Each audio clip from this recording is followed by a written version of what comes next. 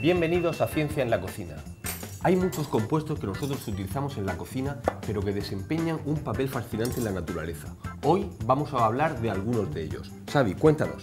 Hoy vamos a hacer una ensalada de atún, guindillas y un poquito de cebolleta. Cebolleta.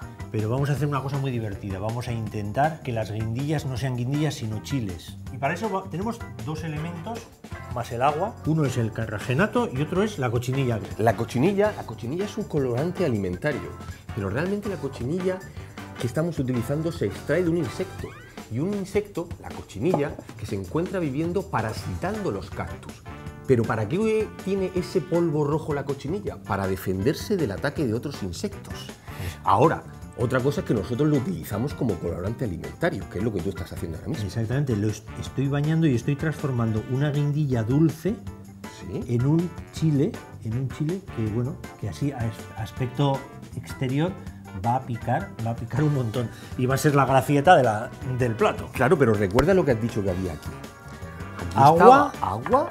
Carragenato. ¿Qué es el carragenato? Esto. Normalmente nosotros preparamos los geles con gelatina, que proceden de proteínas animales.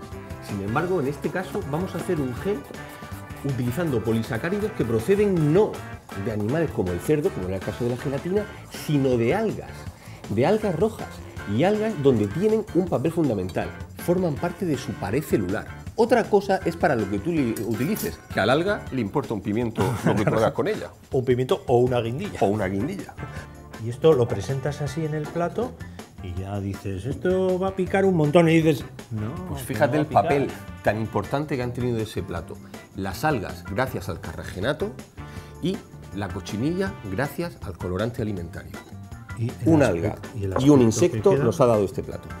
El aspecto que queda, esto es de tenedor. Esto es espectacular. Y cuchillo, porque sal ya tiene. Esto, yo me voy a comer una. ¿Pica mucho? No. ¿No? Si a mí me gusta que pique, ¿qué pasa? Eso sí, entonces tendrías que poner chile de verdad. Bueno, bueno.